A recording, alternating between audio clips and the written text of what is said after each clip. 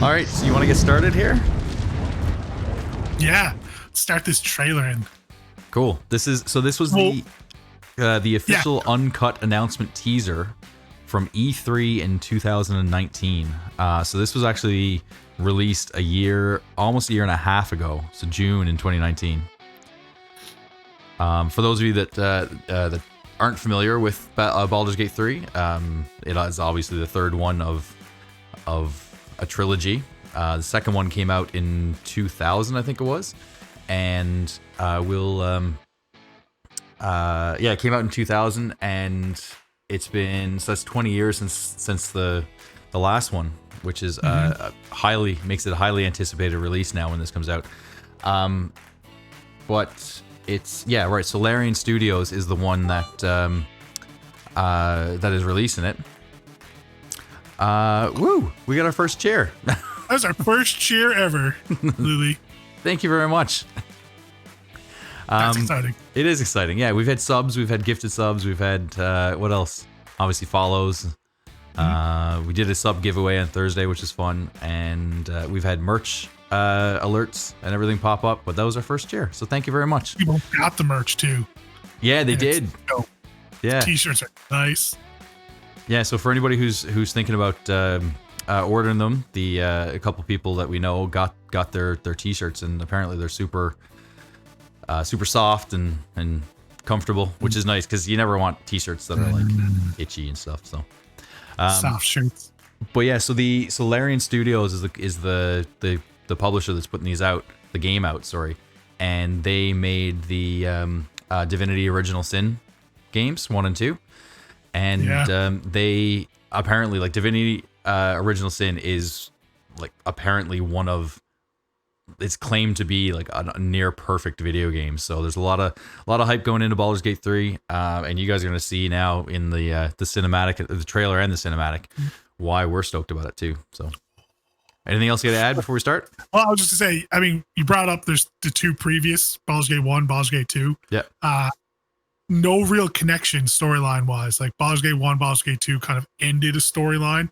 So if you're interested in this game, it's not like you need to go back.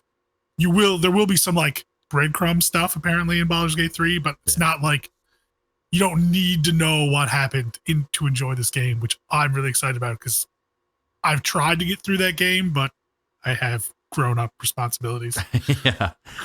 No, it's I believe that Larian Studios has said that if you've played 1 and 2, you'll see a bunch of things in the game that you'll appreciate, but you don't need to play 1 and 2 to be able to enjoy the third one. So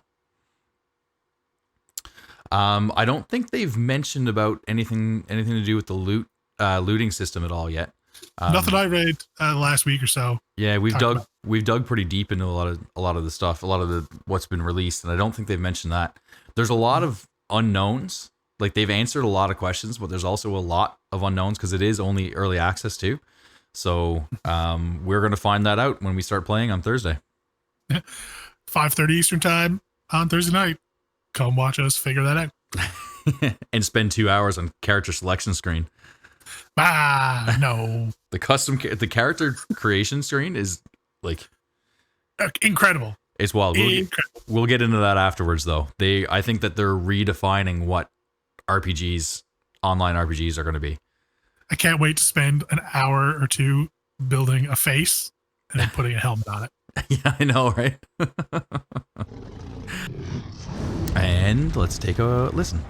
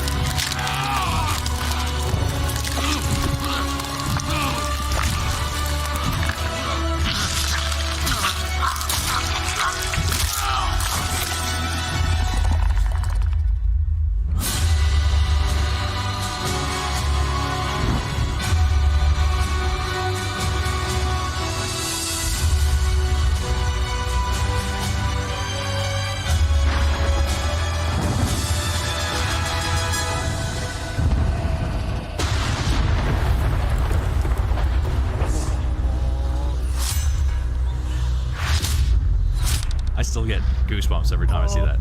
Oh, every time. Yeah. Every time. No, that's awesome.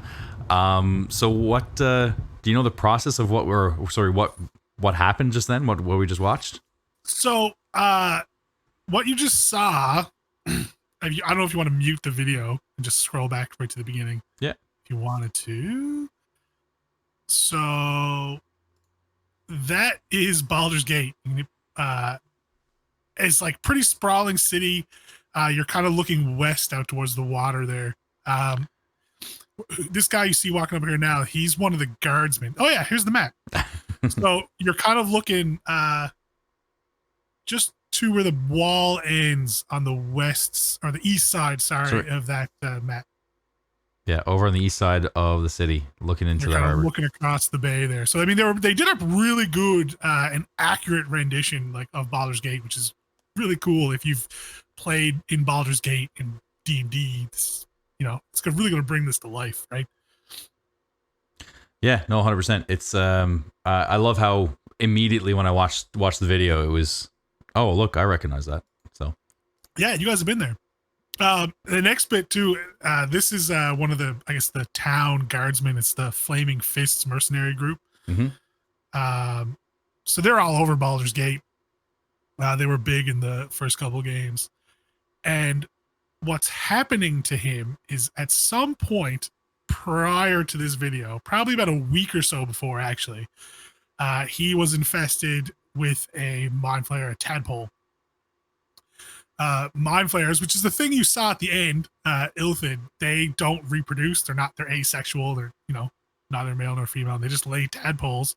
And those tadpoles crawl into one of your orifices somehow and reconstruct your body into one of these hideous looking, beautiful things. Yeah. So the process is called Ceramorphosis, I believe it is. Yeah, sounds right. Big word. So the cool thing here is if you can see up in the top, let's see if we can get that. As the lightning flashes there, you can see there's a bunch of them. So like, there's a ton of these being created in Baldur's Gate, and then you see this huge tentacle thing there at the right at the end. That last flash. Mm-hmm. Oh, I almost got it. I mean, I think that's like the Illithid's, everything's biological, like in D&D, even like in the actual, it's a fantasy, Lord of the Rings style game for the most part. Mm-hmm. But Illithids or mind flayers are the closest things to aliens, like legitimate aliens in D&D. They're from the astral plane, which is, basically a realm of pure thought. It's where gods die, and there's massive, literally islands built on the corpses of gods. It's the craziest place. Yeah. And it's all, that whole realm is based on thought, intelligence. You think something, therefore it happens. You don't walk places. You think, I want to go over there. So mind flayers are all about intelligence, like taking over minds. Like they're slavers, right? That's what they do. They find other creatures and control them into doing what they want them to do. Yeah, definitely. And it was super, super gory. I remember watching it for the first time, and I caught myself, like, my face was screwed up while I was watching. I was just like, ugh. So so it should be releasing on a time of day. I think it's 10 a.m. Pacific time. So sounds right. So that would be, what's that for Eastern time? For us, it's 2:30. 3.5 hours Eastern time, so it'd be 1 o'clock. Yeah. We have a half-hour time zone here in Newfoundland where we are, so it's the math is a little bit of a pain. But yeah, this is what Reddit says, is that they're expecting it to be 10 Pacific time. Yeah, so makes sense. Yeah, because that's apparently when Steam releases their games. But oh yeah, it makes sense, because that'd be 2:30 our time. I keep track of that for summer sales and whatnot. Oh, it does say 10 a.m. There you go. Look at you getting a personalized answer there. Mm-hmm. 10 a.m. PST. We're right. Perfect. Awesome. Thank you very much for that. Is there anything else you want to chat about on that Ceramorphosis? That's such a hard word to say. Ceramorphosis. I mean, just that it's nasty. Yeah. So nasty. Yeah. Yeah, Ugh. the it's yeah, like I said, I remember just watching it and being like, that looks so painful. Like usually a lot of video game stuff, it's kind of just, it's gore for the sake of gore, but that just really had a good effect. the I mean, can intended you effect. imagine? Like you have this thing inside of you that's literally like, I can only imagine, I'm going to put air quotes here now, scientifically changing your DNA, right? I mean, it's repurposing your proteins and whatnot to turn into one of those things. I mean, like, huh? Yeah, no, exactly. Yeah, this is 100% Canadian content. What up? 100%. I can't find the Canadian flag, but you're getting a maple leaf. There you go. All right, so we'll hop. Anything to say before the actual full cinematic? Nah, let's go to the full cinematic. Now, this one's like, I think it's about 7 minutes. 6 minutes. 6 minutes, yeah. So they released it in three different stages. I believe it was 3 different stages, and which kept on adding more and more story to it. And I remember last month was the last one, and they're like, "Oh, there's going to be so much more reveal. There's going to be so much more. We're going to add to the cinematic." And after watching a full 5-minute cinematic, there was only like 30 seconds added. 30 seconds. But it's a big 30 seconds. So. It's huge 30 seconds. Yeah. So we'll watch it through again and then just do the same thing that we did for the last one. This was released mid-August this year, so only just a little while ago. What's that, 2 months? I can't do math. All right, let's head on over. Oh, I'm excited. Definitely not appropriate for children.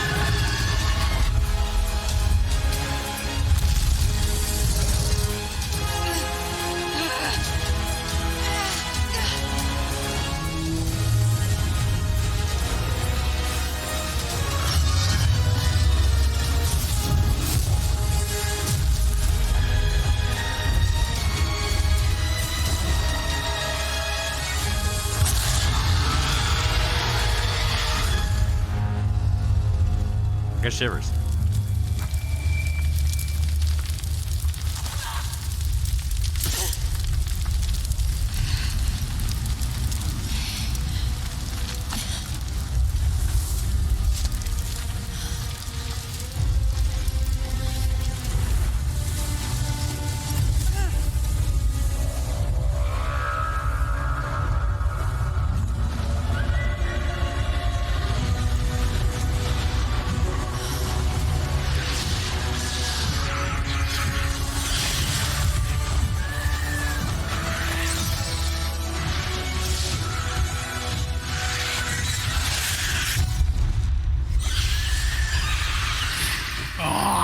I know, right?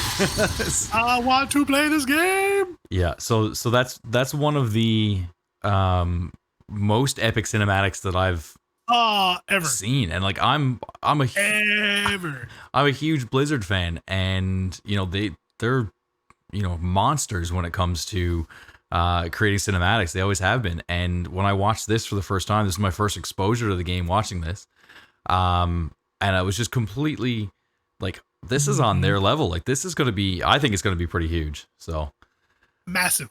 So there's a lot to unpack there, though. Hey, So much. So like, there's, I mean, well, you see the ship. That's the Mind Flayer ship they used to travel the planes, which you saw them do at the end there, where they were in Avernus in hell. Spoilers. Yeah. Spoilers. Hashtag spoilers. I mean, that's where the game starts. I'm pretty sure. Yeah, it does. So, I mean, first off, you see that we see the Mind Flayers there that we talked about in the teaser trailer, right? We see this ship that was in the background in the lightning, like you said. But like, these, note that, like, everything is made of flesh too with the Mind Flayers, right? Like, yeah, everything's biological, which I find creepy. Well, it's like like the Zerg in StarCraft. Oh, yeah. Oh, yeah, great analogy. And that I mean, in D&D like canon, there's like even dragon Mind Flayers. They put those little tadpoles in whatever will take them. Yeah. Like, so this is this pool right here is a pool of, I can't remember the name of it now. But it's that's where they reproduce, right? That's where they have all their create all these tadpoles. We don't have an actual name for the tadpoles, do we? I think it's just everybody calls them tadpoles, isn't it? Because I've never seen them. Yeah, elephant tadpoles. Yeah. Yes. So, this scene really made me uncomfortable. Apparently, that's the Elder Brain tank. Gotcha. What's the name of the liquid in it? The scene. But the whole premise of the game is that you start off as one of these characters on this ship, and you have one of these tadpoles in your brain, and you essentially have 7 days to try and find a cure, or to get it out, or to deal with it some other way. There's going to be a lot of different ways you're apparently going to be able to do it, right? Looked at like my Twitch screen and saw that a second time. Yeah, I know, right? And if you don't, then what you saw in the last trailer, the teaser trailer, that will happen to you or your character. Hopefully, it doesn't happen to you, the person. Yeah, playing. I imagine at that point you need to start over. Yeah. But so there's a bunch of different ways apparently that you can I don't want to say win, but there's deal with the situation anyway. Yeah, there you go. There's deals that you could make apparently as well. But yeah, these things were super cool. Do you know what they're called?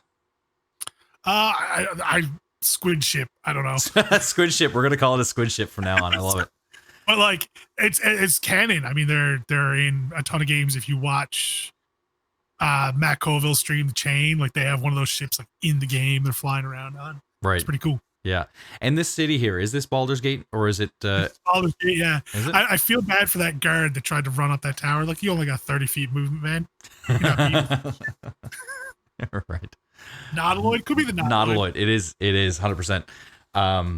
This is the best part about being live, is that you can be fact checked as you go. But apparently they generally don't do this as quickly as they're showing here. Apparently they don't just like bamf people into their ship. It's usually kind of a selective process. But but for whatever reason, in Baldur's Gate 3 they might be a little bit more aggressive, because I know they are at war with these guys, and you can explain who they are. Yeah, so the Githyanki, they're the ones riding these dragons right now. The Githyanki were at one point slaves of the Mind Flayers, the Illithids, and revolted. Githyanki literally means follower of Gith. Gith was a Gith, I don't know, humanoid who led the rebellion against the Mind Flayers. So this, which is interesting. So he had his second in command. Oh man, we just talked about this before we went live. I could never pronounce it right when I'm thinking about it. Valakith. There you go, close enough. Valakith, yeah. So there was Gith and Valakith, and somehow they made a deal with Tiamat, who's the evil goddess of dragons, and Gith got stuck in Avernus, and Valakith became the Githyanki queen, and the red dragon consort joined the Gith in the fight against the Illithids. But we don't really know what Tiamat wanted for it. So that's crazy stuff, I thought. And it's probably something we'll figure out. We'll find out in this game. Maybe. Could be. I think so. You do start in Avernus, which is where Tiamat lives, right? So you do. So you can see in this part of the cinematic, we find out like what he just did just there was phase shift, or no, plane shift. So do we know what shift or what plane this is that they were in the snowy place? It was just material plane, and he went to like a different part of the material plane, right? And then was like, "Oh, this ain't working." Yeah, because he figured like dragons are pretty powerful. They look like adult red dragons. They might be able to cast some teleportation stuff. I mean, clearly somehow. I mean, or the Gith could, but plane shifting itself as a whole, like, just high tier magic, right? 100%. So this was the part that wasn't included in the original. This is the addition to the cinematic, and I'm just gonna pause it right there. Oh no, I'm not. so close. Yeah. So we see these big structures here, and at first I didn't know what they were. But I didn't know where it was at first either. I had to kind of dive into it. But we're actually, like Tilly said, we are starting in Avernus. So if you've ever played the adventure Descent into Avernus, there's a lot of information in that adventure that applies to this. So yeah. So apparently it's not like you need to play again like the Baldur's Gate 1 and 2. The Baldur's Gate Descent into Avernus campaign doesn't, like, you don't need to have played through that campaign to understand this story. Mm-hmm. But there will be Easter eggs. Like if you have played through that campaign, there's stuff you'll pick up on. I guess the spoilers for the Descent into Avernus campaign. The story is that El Terrell, which is this town kind of to the east of Baldur's Gate, is getting sucked into Avernus somehow. Yeah, that one. If you can zoom in, it's not a high res image, but this is the Sword Coast of Faerun. Keep going down. So Baldur's Gate, Baldur's Gate is right. Whoa, too far. Baldur's Gate is right here. Further east along the Chonthar River, you'll find El Terrell, and that's where around. I'm assuming the whole game is going to take place is around here in between those two. Yeah. Now El Terrell is like a very holy city too, so the fact that it had to go into Baldur, or it was about to get sucked into Avernus, is a bit crazy because it's like super holy, good city town. But apparently Baldur's Gate 3, there's many endings. Like when you're playing through the campaign at your table, like any good D&D, there's tons of way the campaign can end depending on what the players and the DM at the table does. Right. Baldur's Gate 3 picks a canonical ending to that campaign. I don't know what it is. I didn't want to spoil myself in case we ever play it.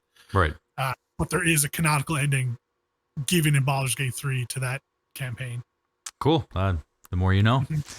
Yeah. The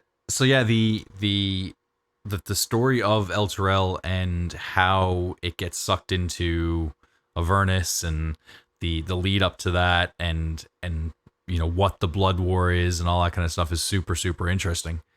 But that's kind of like there's a lot of lore that just goes into those last 7 seconds. So the Blood War is a war that's been going on for Ever. eternity, essentially, for in between the devils and the demons. The demons are essentially chaotic evil, and the devils are chaotic lawful chaotic. Sorry, so it's a little Evil. Lawful evil, and so like they both want bad things, but the demons just want to burn everything, whereas the devils want to control everything and burn everything, right? So does that make sense? Yeah, well, I mean, literally the only thing stopping the material plane and all the other planes from being destroyed by the demons is the devils, and that balance is tricky in the Blood War. Yeah. So these are devil structures, devil ships or buildings. I can't remember what they were. But and then you see all these like swarms of little of imps, and those are like the lowest of the demons, and that's what comes screaming at the camera at the end, and scares the crap out of us. Which is amazing too, because like Avernus is not a place you want to be a level 1 character, man. No. Yeah. That's going to be interesting to start the game as a level 1 character. Yeah. That's a Githyanki. She's a Githyanki, by the way, if you were wondering what a Githyanki was. Little green people riding red dragons. Yeah, no, I'm super stoked. Actually, there's another thing in here too, which is called the river that goes in between the 9 hells. Do you remember the name of that? The Blood River, maybe? I'm making that up now. But this is so all of these, you can see it right here. This is it's a river made of blood, and it connects all the different planes of hell. So Avernus is the first level, the first plane. And of course she keeps on going down and down and down to further and worse off ones. But that's how you... the river Styx. I think they stole it right out of Greek or Roman mythology. Yes, that's what it was, right. But there's another nickname on it too that I think had to do with blood something. But anyway, it's how you get in between the different planes of hell. And who is the leader of Avernus, the first plane? It's the ex-celestial. It's Ariel. Zariel. Yeah. So she was a celestial, and she, when everything was going down in El Terrell, she apparently came down to help. But she was kind of abandoned, I believe. They said no, leave the mortals to their own thing. I think that's the story. And anyway, so she led a bunch of the people from El Terrell into hell. And those people that rode into hell are called the Blood Riders now. That's true. Yeah, so they're like the burning fists, if you remember, of Baldur's Gate, the Blood Riders of El Terrell. Yeah, but they're kind of few and far between, and kind of legendary now at this point. Mm-hmm. I think the trade-off, the reason why it was going to get sucked into Avernus was because something was going to happen where it was like the town was going to be destroyed, but a priest that was there in El Terrell made a pact. Well, that's always good. Yeah.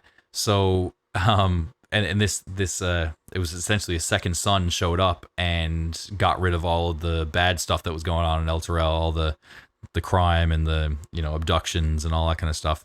And it was everybody kind of basked in the holy glory of this light, and they kind of prayed to it a ton.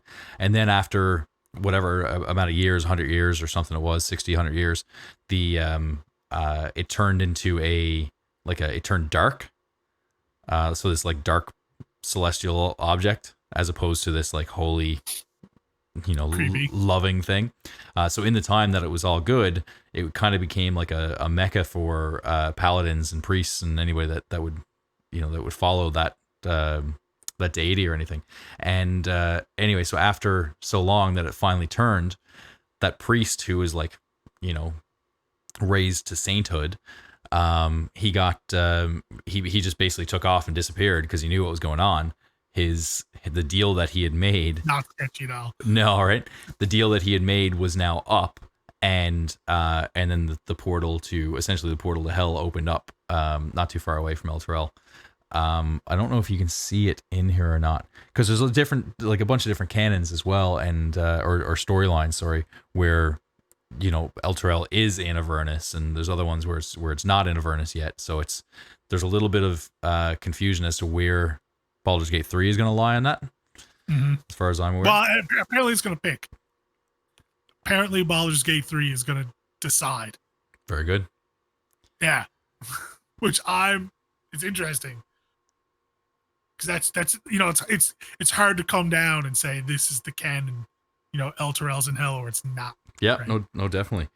And I believe that so once Ariel led everybody into hell from Elturel, she lost a lot of numbers, and then she ended up being corrupted and got offered by who's the leader of hell in the ninth level? Oh man. Anyway, it's God like that. He shows basically, yes. Jeez. So basically, he offered to her to be the ruler of the first of Avernus, of the first level of hell. Mm-hmm. So which is literally the level that holds back all the demons. Yeah. Like she's it. Like if she goes down, everyone's getting run over by demons. Yeah. Yeah. So it's which is funny because it came up in our game, our home game, last week, I think it was, wasn't it? Hey, we just got raided. Sweet, our first raid. Welcome to everybody who's joined. From Banner Gaming. What's up? All 27 of you. Thank you very much, guys, for showing up. We are let's rewind here. We are just breaking down the cinematic for Baldur's Gate 3. And in preparation for the launch that is happening this week. Yeah, we are going to be streaming that once it's live as well on Thursday. Normally we do a Thursday episode where we talk about Dungeons and Dragons and have a beer while we do it, hence the hops and dragons part. But we also we do have a fairly structured episode kind of thing on Thursdays, and that is at 5:30 p.m. Eastern time. 7 p.m. here in where we are on the island. And then on Sunday nights, we're going to be streaming, moving forward, we're going to be streaming Baldur's Gate gameplay. Oh, so excited. I know, totally. So pretty stoked. But we just went down through the cinematic. We went down through the I guess the setting where we're going to go into Avernus, and what the Blood War is, and who some characters we might see there. Anything else of note before we get into the actual game itself? No, basically from what I read, we're going to be dealing with the ripples of what happened to Elturel. You're going to hear that through the whole game. I imagine a city getting sucked into hell is, would have some effects on the surrounding area. Kind of a big deal. Yeah. Kind of a deal, right? Yeah. So, there's going to be some stuff, like refugees floating back and forth. I imagine demons are going to be pretty big in the game. Devils, Yeah. So, and that being said, now, before we get into some of the actual like game things, like some mechanics and everything, I was watching earlier today, some of the ranger classes, or ranger class choices and everything, because of the issues that rangers had in the, in 5th edition, where they had to come out and fix it obviously afterwards. A lot of people didn't know if Baldur's Gate 3 was going to have the original ranger, or if they were going to have some of the changes or anything like that. But yeah, they've kind of went in a little bit of a different direction. So the whole idea of favorite enemy, it's not like you can't pick dragons or skeletons or anything like that for your favorite enemy. It's more so like enemy types. But they're a little bit vaguely worded. So like one of them could be a caster, for example. One of them could be something else. So I think that's the way they're going to go for it. Which is super exciting because I'm going to be playing a ranger as soon as I can. And favorite terrain is a little bit different as well. It's not like grasslands or forest or anything like that. It's I think there's going to be city. It's going to be cold plains, hot plains, or like fire kind of thing, which I would assume would be in hell, and then poison plains, so like marshlands, stuff like that. So I think so those are the three, and then there's, what else was it? and then there's 2 more as well. So it's more so like it's not the same. It's not like you have to pick the forest or the desert or anything like that. It's just kind of a lot more broad so that you can use it a lot more. If that makes sense. Cool. So it's not. I mean, it's not going to be 5th edition word for word from the player's handbook, basically. No, because I think they knew that Rangers were broken in 5th edition. So, but I mean, even not just Rangers, like all the other classes as well. I would imagine it's not going to be exact. You know what I mean? Yeah. No, they're gonna try to do as much as they can to be as close as they can, from what I can gather. I'm stoked. Yeah, I am too. So we can chat about what to expect, I guess, when the game starts, and like what classes are available and what races are available too. It is only early access, so it's not going to be a ton of content. But for an early access game, it is going to be a ton of content. So it's not going to be everything. I think they've got, they said something like 20 hours, just 20 plus hours of gameplay, but that's replayable. That's still a lot. Well, it is a lot, and it's a lot more than, it's 20 plus hours if you play through it the first time, is what they said. So there's going to be so many different choices that you're going to have. There's going to be so many different permutations, of every single choice that you make in the game, that you can play through it a couple times and have totally different experiences, apparently. So there will be some overlap, but yeah, I mean, even if you think about just like combat in general, I mean, you roll the first time you get into combat, you roll high on initiative and go first. I mean, next time you do a playthrough, you roll last on initiative. It's a totally different combat. Yeah, no, definitely. You know, you're on the defense now as opposed to on the attack off the start. So I mean, that's way different. No, definitely, and mechanically it'll be different, but also just the story itself and the lore and the interactions with other players. They've just announced last week the romance update, and how you can interact with people and have a relationship with them, whether that's romantic or friendship or whatever. You can do that totally differently every time you play through the game, right? And you can make evil choices, you can make good choices, you can choose your alignment the way that you'd want to, right? So, do you have a list of the? Go ahead, sorry. Yeah, I got a list of classes here if you want to go through those first. Yeah, sure. Unless you had something else to say just then. I didn't mean to interrupt you. No. So we got, starting off, I mean, obviously it's not all the classes and all the subclasses first. The idea was the ones they would have at least 2 subclasses available at the beginning. So you got clerics, which are going to have their life domain, light domain, and trickery domain. Fighter, which is going to be battle master and eldritch knight, which I find interesting because I would have thought champion fighter would have been one of the easier ones to make because it's just like extra crit and that kind of stuff. But, yeah. So I guess they started with the more noodly ones, which I'm excited for. Battle master fighter, hell yes. You got ranger, beastmaster, and hunter. So hopefully they fixed up the way the beastmaster works with your pet. Rogue, you got thief and arcane trickster.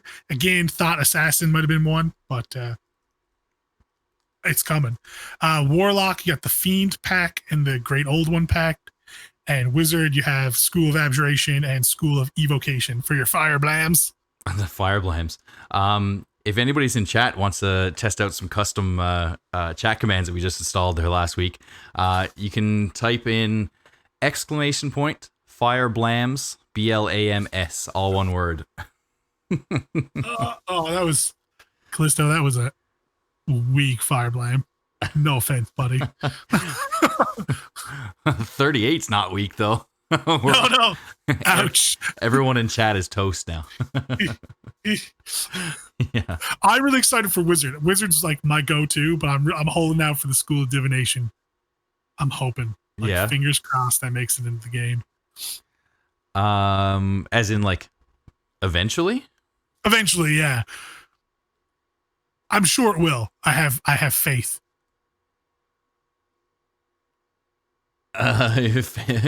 He said he failed a saving throw on it. Oh, J. Cole. That is a very low fire blam. Yep. Oh, You rolled all ones. Had Oh, all ones and a 7 ones and a 2. because it's 8 Oof, dice. Joanne. Oof. That's all right. We're all level 1 characters in here, so That's fine. Yeah. So the races, or they're still calling them races. D&D's moved away from that and called them ancestries. But We're getting there. So the ones that are going to be available for early access are human, dwarf, drow, elf, half-elf, halfling, tiefling, and githyanki. I didn't realize tiefling was going to be available. Yeah, no, tieflings. I mean, you're going to Avernus, why not? Yeah, no, for sure. Is that right? I thought it was less than that, but this is what the internet is telling me right now. So, yeah, like I got humans, Yankee elf, and then they got the wood elf and the high elves, the drow. There's a couple different types of drow, a few different types of half elves, couple different types of dwarves, couple different types of halflings, a few different types of tieflings, which is interesting. Hey, thanks for the bits. Thank you very much for cheering. We appreciate it. Rowdy ATL. Rowdy ATL. So yeah, we just, if anybody's just new in the channel, we do stream every Thursdays for an episode where we talk about D&D. And Sunday nights we do stream are going to be streaming Baldur's Gate 3 as long as it launches properly in a few days. I'm sure it will. But on Thursday night, we're going to be streaming actual gameplay as long as we can get in and get online. If not, we'll have to come up with an episode very quickly. Yeah, if you're new here and you want to make sure you don't miss us going Thursday night, hit that follow button. That would be amazing. Yeah, and you'll get a totally fun animation on screen right now. Will. We love it. Will. We love it when it pops up. It's fun. Yeah, so there we go. Smash that follow button. Thank you very much for the follow. And the subscribe buttons our subscribe emotes are fun too. They're in the similar vein of 8-bit music fun. I actually have my old NES plugged in here behind me. No way. Just like every now and again, I just turn around and like a little bit of Mario time. Yeah. I love it. Yeah, so we got the fighter, wizard, rogue, ranger, cleric, and warlock for our starting classes. So, hey, thanks for the follow. Thank you. Yeah, no, the only thing I wasn't sure, because it does talk about in the races, like the ancestries, like the pretty typical, plus stats or whatever. I couldn't find anything on what exactly the sub ancestries will do. Right. In addition, I assume it'll be something similar to what they do in the book. Like, for example, with the dwarves, instead of hill dwarves and mountain dwarves, it's gold dwarves and shield dwarves, apparently. Right. I'm not really sure what the difference is going to be. I don't know. You're the dwarf. You're the resident dwarf expert. I am the resident dwarf expert. So on top of the whole what you can choose, they just released a huge update on the character creation screen and all that this week. I wasn't expecting them to do an update, especially where it was delayed. Maybe they did the community update because of the fact that it was delayed, just to kind of give people a little bit of a bone, I guess. But the characters, you can make your own character, your own custom pre-made character, but you can also do some of the pick some of the 5 pre-made characters. Yep. And they have their own story and everything as well. And we're just gonna go through them real quick here. So the first one is his name is Astarion. He is a vampire spawn. So for the sexy vampy boys, yeah. They're gonna probably choose him. I think Rogue, I believe. he is a rogue. Yeah. So Astarion prowled the night as a vampire spawn for centuries, serving a sadistic master until a mind flayer parasite freed him from his bonds. Now that he can walk in daylight and the game is on, for only his old master stands in the way of him becoming the greatest vampire the world has ever known. So there's a whole sub story there. Yeah. Throw water at him. Isn't that it? Isn't that how you kill him? when they're at 0 HP. Right. Got to be running water or daylight, I think. Gotcha. So Gale is a wizard, which is probably the first one you're gonna play. Yeah, I would imagine. I don't know if we're gonna play one of these 5 to start. I'm not sure. I'm really not. Fair enough. So the wizard is. Does it say? No, it doesn't say what kind of wizard he is. Maybe you can choose. I think he's evocation. Yeah. So he's. I mean, it makes sense. So you're saying that he's the most evil of all the wizards because he's an evocation. Oh no, that was enchantment. Sorry. I was like, what? What? for our regular viewers, pull everybody down with necromancers. Come on. For our regular viewers, we have a running argument where I think that necromancers are less evil than enchantment. Wizards. I never said they weren't less evil. I just think they're both evil. I'm not taking the other side of that argument. I'm taking the middle. I'm still Team Necro. Fair enough. So the wizard, he's a wizard prodigy. This is Gale. Gale is a wizard prodigy whose love for a goddess made him attempt a dread feat no mortal should. Blighted by the forbidden magic of an ancient Netheril, Gale strives to undo the corruption that is overtaking him and win back his goddess's favor before he becomes a destroyer of worlds. That's kind of a cool story too. Yeah, which I don't really understand how that works because he's like a wizard, right? But like it kind of talks more almost like a Warlock story a little bit. Yeah, totally. You know what I mean? Yeah. That one threw me for a bit of a loop, but I'm interested because of it. Maybe, yeah. I'm not gonna speculate. It's gonna be fun though. I'm gonna play through that for sure. So the other one, this is a Githyanki, who I am convinced. I had to search it a bunch of times to see if she was voice acted by Laura Bailey, because I think that, or even just like had the face scan or whatever, because I think that she looks like Laura Bailey, 100%. She is a fighter, and like we mentioned before with the Githyanki being the dragon riders that are at war with the mind flayers. Well, they're like wiping them out of existence. Like the Githyanki are winning. Yeah, 100%, and rightfully so. They're totally evil. Well, they got an evil necromancer lich queen at their head, right? So, fair enough. That'll do it. So Lae'zel is a ferocious Githyanki warrior, mighty even by the standards of her mind flayer hunting kind. Faced with transforming into the very monster she's sworn to destroy, Lae'zel must prove herself worthy of rejoining her people if they don't execute her first. So there's a ton of yeah. I mean, she might be worried about getting too strong, though. Why is that? Because the current emperor queen of the Githyanki, the 157th incarnation or whatever it is, on the line of Valakith. Mm-hmm. Valakith. She's now a lich. She's been serving as the queen for like 1,000 years at this point. She's undead. And so their city, the Githyanki, like main capital city, is built on the corpse of a dead god. It's a petrified dead god. Like he's a rock, if you remember episode from last week. Lots of upsides and downsides to being a rock.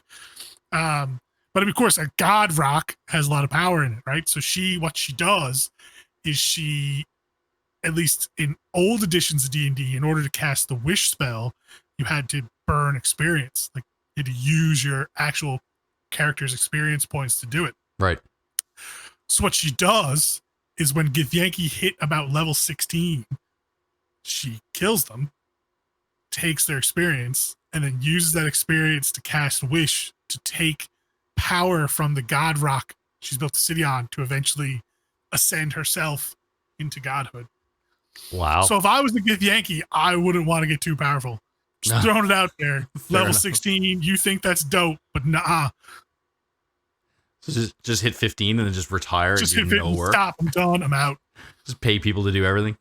It's like when we're like, I don't know, we're in a Commonwealth country. If you live to be 100, you get a letter from the Queen. It's Figure it's like that, but a little bit more dark. Yeah. Level 16, lunch with the queen. It'll be fine. Leave your weapons at home. No big deal. Yeah, all right. You can trust us. Maybe not. So the next Liches, necromancers, right? Evil AF. liches, yes. Necromancers. Necromancers like Lich level 1. Just evil. Anyway, moving on. Hashtag Team Necro. Shadowheart is the next one. She is a cleric. She looks kind of fun to play too. She's a loyal cleric of Shar. Shadowheart is the sole survivor of a holy mission undertaken on the mistress of the knight's behest. She alone must deliver a relic of immense power to her coven in Baldur's Gate, while threatened by a strange new magic that is burgeoning from within. I'm interested. I mean, clerics in D&D 5th edition are surprisingly good. Yeah. Like, they're so much fun. You have so many spells to pick from. Like, just surprisingly fun classes to play. Mm-hmm. I imagine where this is a video game, they'll probably take on much more of that healer role, but I'm really hoping they leave in like all the normal cleric type abilities and spells. Right. So you could just completely ignore the healing part. Just be like, screw you. Heal yourself. You got gold, go buy potions. Yeah.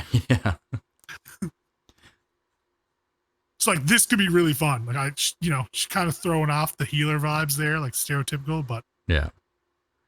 I think if I was to play a cleric, I'd play more of less of a Healy cleric and more of a war cleric or battle cleric or, because I think that it could be a fun, I guess, crossover between like Pally and Priest if we're talking World of Warcraft terms.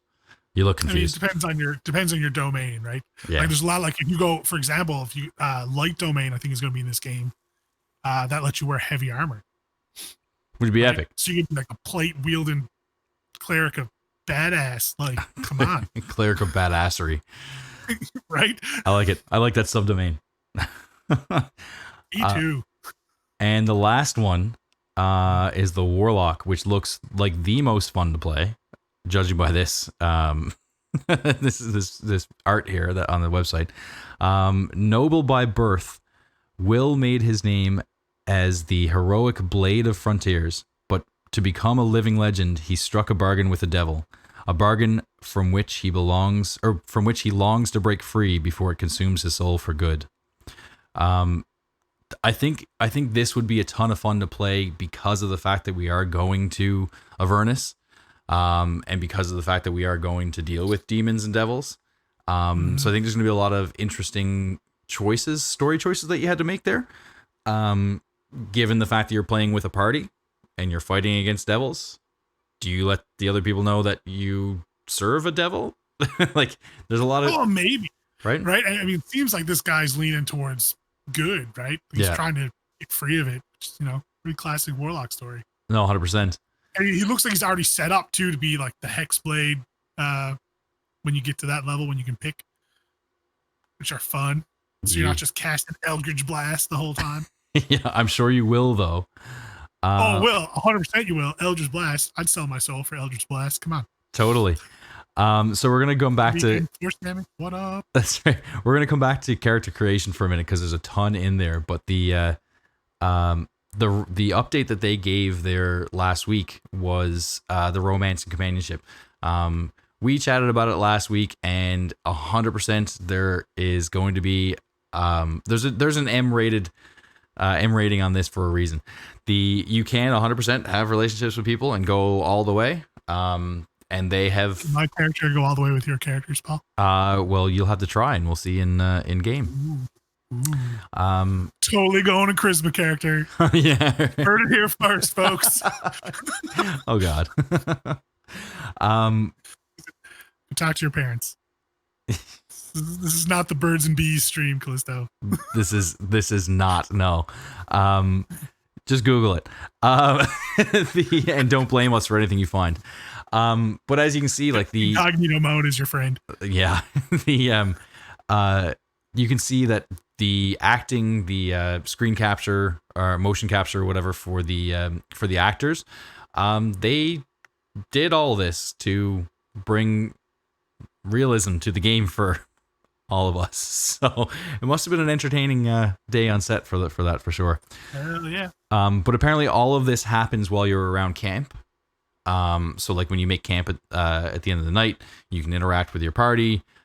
You have choices that you can make. You have choices that you can ignore. You can make advances from somebody else and see if they, like you or don't like you or whatever. And you can build companionship, not even just romance as well. But now, I did read though that like in the first, so it probably won't affect the first 4 levels of gameplay. Yeah. But they made it so you meet a pile of companions. So when you're at your campfire, everybody you meet will be there for the first 4 levels. But it's before you can move on from that first zone or tier of play. Mm-hmm. Gonna have to make some choices. So I read that as you're gonna have to leave some people behind. Oh dear. Yeah. Don't get too attached. You might get voted off the island. Apparently. For sure. So some of the questions here that they had pop out are pretty cool. Or rather the answers. So they are going to sell it on Steam. They also are going to sell it on GOG. And they've got it on Stadia as well, and they're going to do cross-platform. So we're going to be able to play with the people on Stadia, on PC, wherever anybody wants to play. As long as we have the same update. On the same update. Like they did say, like certain updates might come out. Same as depending on what phone you have. If you've ever played games on an iPhone versus Android. Yeah. They're always timed a little different. Yeah. I'm sure they'll be within a couple days. No, for sure. The other ones, is there any plans for a collector's edition release? They want to do it, but we are so far away from release. We're only in early edition, so they said, we don't want to commit to it. If you purchase an early access, which is going to be full price, I do think it's going to be like AAA priced game. I think it's $60 US, $59 US, is it? Yeah. Which is wild, but I mean, seeing what we're getting and the level of, how much time and effort and just the quality of what we've seen so far, I'm not really that upset about it. I mean, already 20 hours of gameplay is a lot. And repeatable. 20 hours of replayable gameplay. Yeah, that's a lot. So, and then with the promise of, probably at least 2 or 3 times, if not 4 times that. Yeah. And that's only Act 1, right? Yeah, that's what I'm saying. Like that's good bang for buck. 600 NPCs. That's a wild number. That's the first time I've seen that. That's impressive. I know that there's like tens of thousands of voice lines and narrative and everything as well. That's the other side, is that they had to record every single voice line and every single choice that you make and every single permutation of whatever choices you make and go down that road. So there's so much content in this game, and that's the reason why we're really stoked to try it out. So, and apparently it's all done like cinematic style too. Mm-hmm.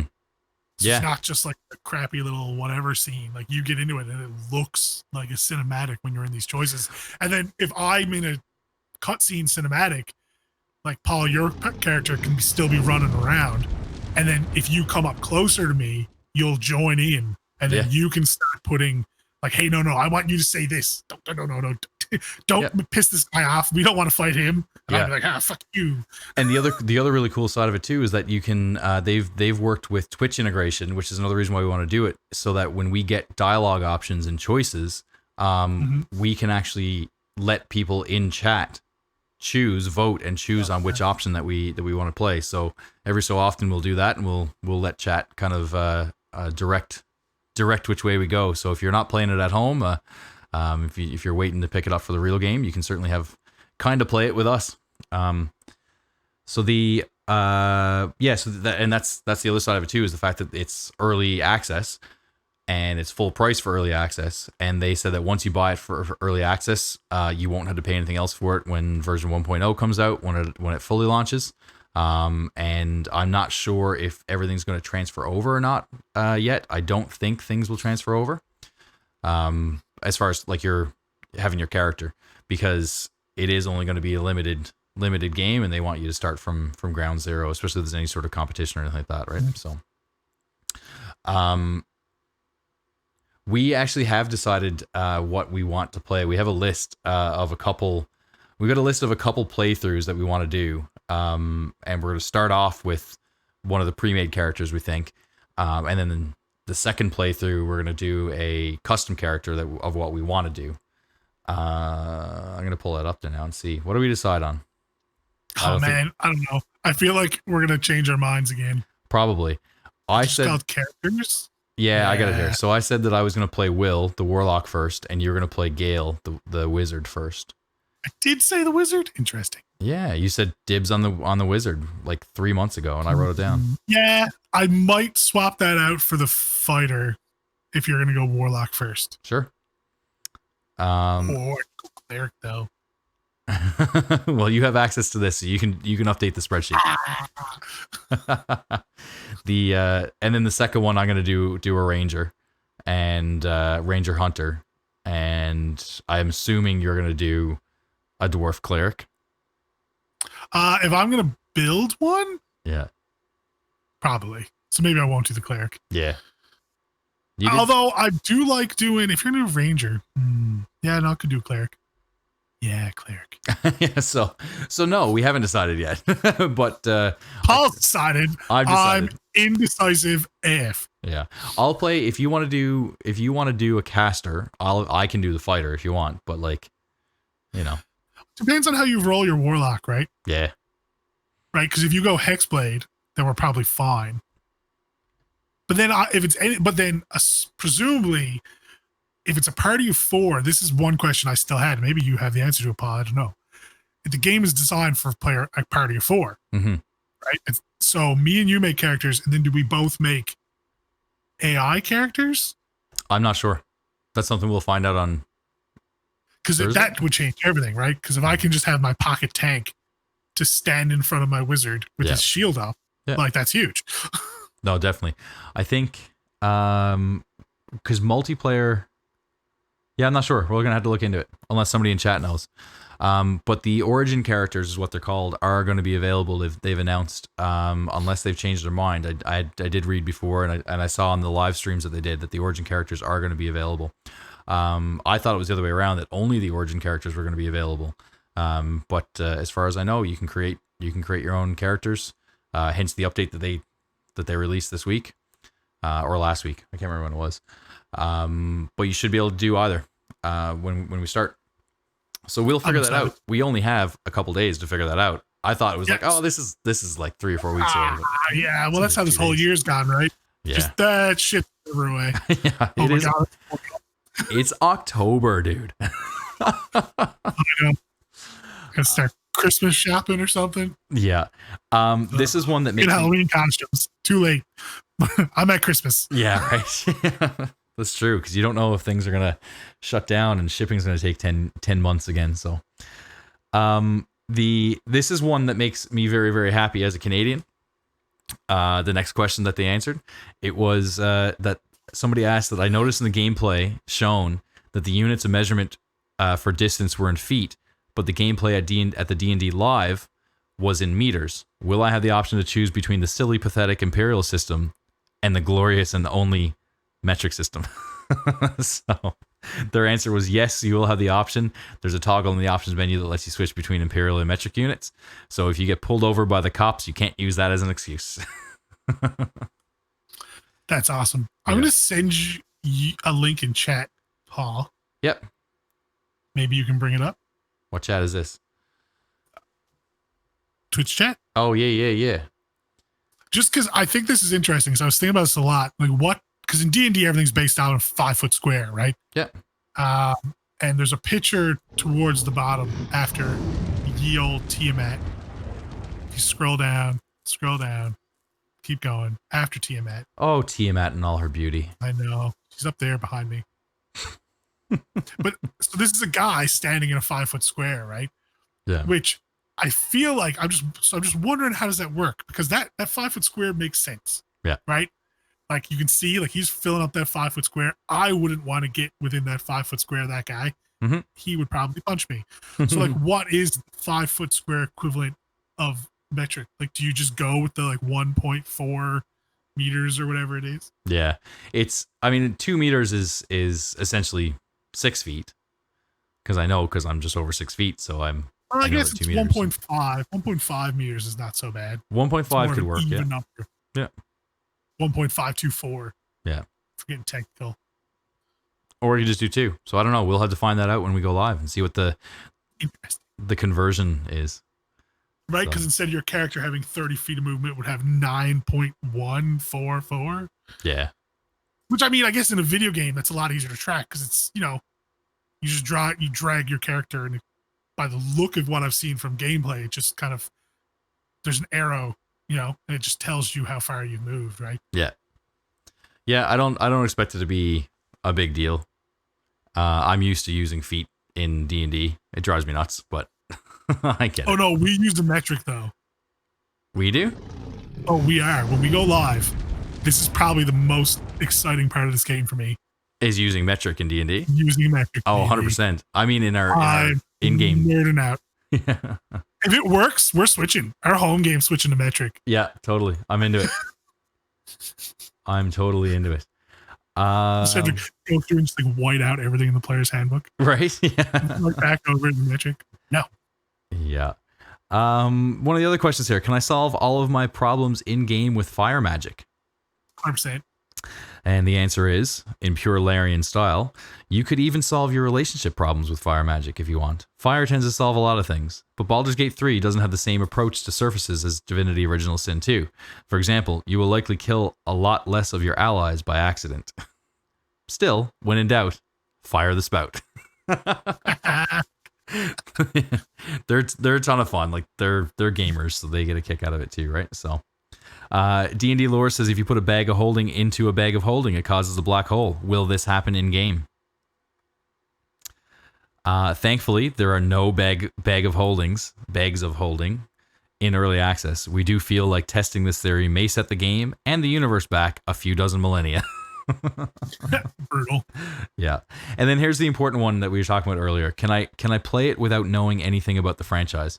So Baldur's Gate 3 is a new story, a new adventure with new characters. We don't want to spoil too much, but when you explore the world for the first time, you'll enjoy the story from a fresh perspective. But if you have played the previous games, you'll quickly start to join many dots. But those dots aren't required to enjoy your own personal adventure in the Forgotten Realms. So cool. Yeah.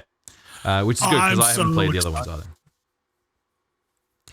And then stats as well. So you can will they be rolled, point by, or standard array? And can we choose which method? In early access, they're using point by as the main way to determine stats in character creation. And but we've heard that there are big fans of rolling stats out there. We'll be showcasing more about character creation and the options available to you in our next update, which is the one that just came out. One of the great things about early access is that we can test these things out and talk to you guys about them. And the last question there, will there be romance in Baldur's Gate 3? And in all caps, didn't you guys read the update? Come on, guys. We did. We did. I like the idea of point by. It's a little bit, I don't know, more forgiving. Why do you say that? Well, it depends on how they do the rolling, right? Like if it's roll your 46, drop lowest 6 times, and that it. Like that could make for a really interesting game, but probably a quick one. Which anybody in chat can actually do by typing exclamation point stats. I think. Is that what I set it up as? I guess we'll find out.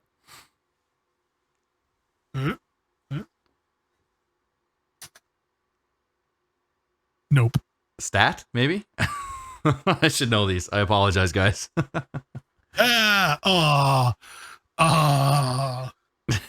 You got a 7. What's your dump stat? Constitution, 100%. Yeah, sure. Gamers move. Oh, that is the worst. Dude. This is rigged. This is rigged. Oh yeah, of course Jazzman gets a 16. This would be the worst party ever for stats if we went ahead and had a campaign. We all fail. We all fail at every check. Maybe I didn't write that command, and the highest you can get is a certain amount. Well, someone got a 16. I feel like 16 in charisma. of course. Oh, so yeah, that's a good point. Oh no, you want to play the Warlock first. Meaning? I was gonna say I wanted to make a charisma character, so my character and your character could get it on. And my character would be a charisma character, so wouldn't he? I mean, intelligence is sexy, right? Intelligence is sexy. Yeah, come on, gamers, we got this. My 7, your 3. A door is ours. I think if you combine all the stats minus the Jazzman's, you might be able to have a decent stat there. It's a rig. Paul, you set this up. This is all your fault. I did set it up, yeah. I'll do it. See what I get to. But so the next thing we're going to chat about, and I left this till the end, is because it's so cool. Is the level of detail that we have, or that they've put into being able to actually create your character. It's bonkers, man. Is it stat or stat? Yeah, just without an S. All right, let's see what I get. Yeah, rigged. No, I mean, not that 10 is great, but I mean, it's better than a 3, poor gamers. It is The better. guy can't even get out of bed. That's funny. Put that in Or Constitution. read. I mean, I don't know what he put it into, but whatever stat he puts that in is not going to go well. No. All right, let's take a look at the character selection or character creation screens. It's like incredibly detailed. I would love to be able to zoom in on this, but it's not letting me zoom in on the pictures. I can't bring the pictures up bigger. Yeah, it'll just make the whole page bigger. Yeah, so it is what it is. But yeah, as you can see, there's a ton of, you can choose your ancestry, your class, your subclass. You can choose your deity as well. You can see all your attributes and your proficiencies. You can see your cantrips over here. On the right hand side, you can see all your classes over here. Can I take a message and just annoy the crap out of you the whole game? You could. Just send a message. You probably will too. Oh, message, light, mending. There we go. There you go. My wizard cantrips. That's right. Useless. And I'll cast light on you to make sure everybody knows where you are. So now to answer the question. So looking at this, and I'm just seeing this now for the first time. So yeah, so if you can see on the screen here, across the top are all the different tabs that you can make decisions. The first one is origin. The second one is race. Third one is appearance. Fourth one is class. Fifth one is skills, and then the last one is abilities. So those are all the choices that you can make, which is not pretty... how we said to do it, Paul. What's that? It's not how we told people how to build characters. No. We did it opposite. I can't remember how we told it. If you guys we started with class and then went ancestry or race. Right. Then stats. So you put it at the end. Yeah. Did they put stats at the end? Abilities. Abilities. Yeah, okay, cool. I would assume ability scores, right? Yeah. So to answer your question though earlier about whether or not you have to create characters for the rest of your party, if you see up here in the top corner, you can see little plus signs for other characters. So you're saying I could play my wizard and then I could have a dwarf fighter to just protect me the whole time? Maybe. We will find out in a couple days. This is coming out in 2 days. I know. This is nuts. And we can't really play it for 4 days. Although let's be honest, we're probably gonna need that day like downloaded or something. Oh, I'm 100% going to be downloading and getting through the kinks. Yeah. So race, subrace, background, and class, and then assign points to your 6 abilities. So they're going to do, like I said, point by, and then decide which of your skills you're proficient with, and then you customize your appearance. So this is the cool technology. Well, it's not, I mean, this technology has been used a ton, but they went like overboard, absolutely overboard with how much of it that they're using in the game. So like all of the characters have so much details in their face and they're just little nuances and everything as well, right? Just so much. Like, look at all the cameras here, all the facial capture. Like, it's nuts. That's got to be a little bit intimidating stepping in behind. Like, there's got to be hundreds of cameras there. That's wild. So they call it photorealistic fantasy faces, based on 3D scans of actors and models, including blemishes. Which is wild. Like, straight up, they've got pimples on these characters. Right? Which makes it more real, right? Which is great. I kind of want to just sit inside one of those things. Right? Like, this is in-game characters. This isn't cinematic characters. It's crazy. Yeah, it's pretty impressive. What they've got done. There you go. There's Tilly's first character. It is my first character. Tilly loves the dwarves. I do. Dwarves are my favorite. Yeah, that's pretty epic, man. I'm looking at these really closely for the first time. The hair too, and the beard. Yeah. Like, oh man, it gets Yankee with a beard. That's weird. I know, right? That does not look right. So this is what I was talking about with the ranger. So favorite enemy is bounty hunter, keeper of the veil, mage, breaker, ranger knight, and sanctified stalker. So like those are the favorite enemies. So like, is a sanctified stalker like a rogue style enemy? Is the mage breaker, is that against squishies or casters kind of thing? Could be. I mean, that would make sense. Is bounty hunter against you've got your favorite enemy is bosses?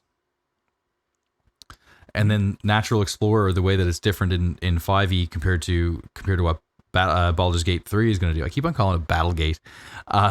Baldur's Gate 3 is going to do is Beast Tamer. What, really? Yeah, so natural explorer is Beast Tamer, Urban Tracker, Wasteland Wanderer, and then the 3 Wasteland Wanderers are Cold, Fire, and Poison.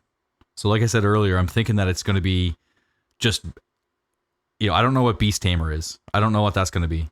But Urban Tracker, I would imagine that your favorite terrain is in a city.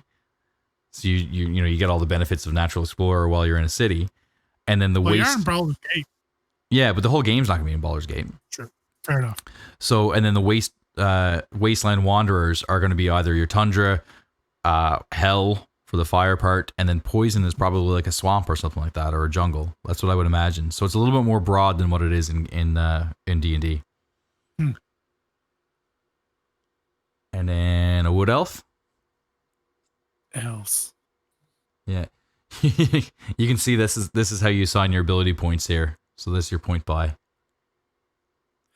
I'm really interested to see how Beastmaster is going to work, to be honest. Yep. Totally. Like, dude, yeah. I like bears too. Bring it on.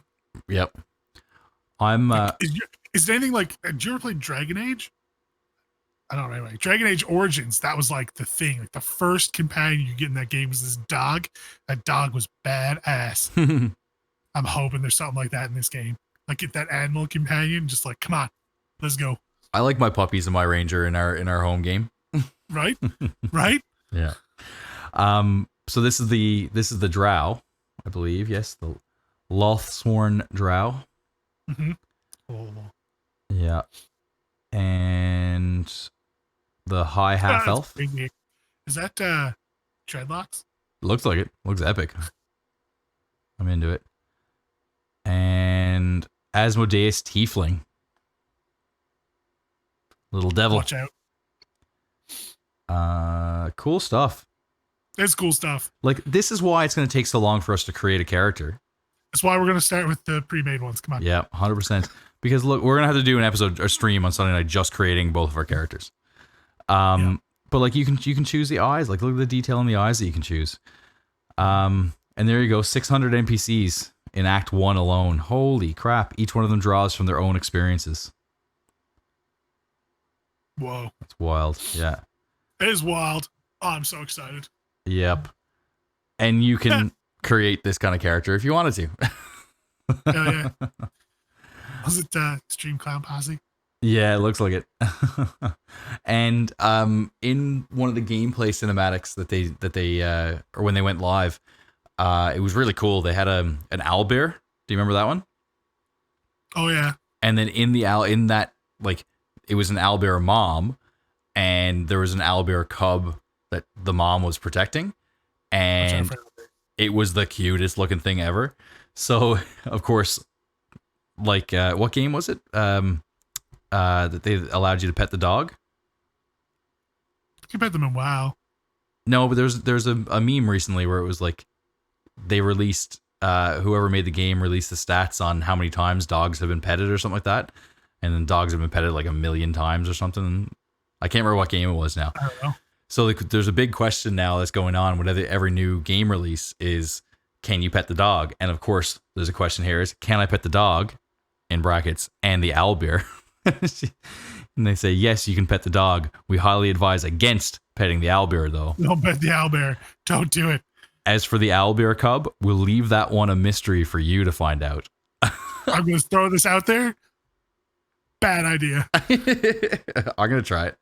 Like, if owlbears are anything like real bears, when mama bear's around and there's cubs, you get away. Yeah. So I think I'm going wizard. Warlock wizard combo at the beginning. You're going to be so squishy. We're going to die. Should we? Should we do that? I know, it could be hilarious. I'm going to create a custom chat command for pet owlbear. How many appendages will you lose? Yeah, 1d4. Roll 1d4. Appendages lost. Yes. I had to make a note for that. I need to do that. That's going to be great. So those are the community updates there for the last 2 weeks. The last 2 community updates, I guess. Yeah. Which is super jazzed. Oh, I'm hyped. Super jazzed.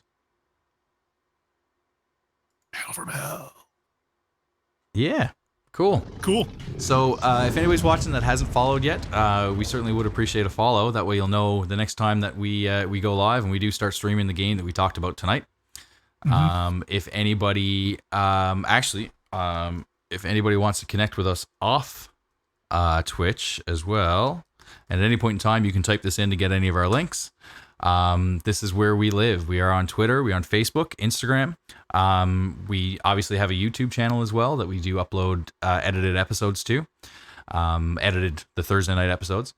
We started and launched our Discord last week. We got a bunch of cool people in there that are chatting. We talk about the game. We talk about D&D. We share D&D memes. So many memes. It is a ton of fun, actually, yeah. And it's nice to be able to chat a little bit more outside of the times that we are streaming, because we're always thinking about gaming and D&D as well. There's a place to promote your stuff as well in there. So if you guys do any D&D streaming, or if you do any create any homebrew stuff, there's also a channel for that. But you can just click on the link there that we just shared in the chat, and if we do upload this to YouTube, we'll have it in the doobly-doo and down below. What else? Oh, so exciting. If anybody has this is what I learned this recently. If anybody has Amazon Prime and you're not using your subscription, you can certainly toss it our way. We are setting up, we just hit affiliate, like we said last week, and we are setting up emotes and a couple other advantages as well, subscriber benefits. Cool. And you get a separate, what's it called? A separate role in our Discord chat as well if you're a subscriber. Yeah, there is a sub-only channel in there. I don't think anyone's actually used yet. We're all just too friendly. Yeah, right. The elite room. Nobody wants to go in there. No one wants to go there. We want to be with everybody else. For sure, yeah. So guys, thanks for tuning in. We do appreciate every single one of you. We appreciate the viewers. We appreciate the raid. We appreciate the followers. We appreciate our subscribers. Hell yeah. And until next time. Drink responsibly. There you go. I was trying to prompt that for the last 2 minutes. I'm a professional Twitch streamer. Hey. And may all your rolls be nat 20s. Cheers.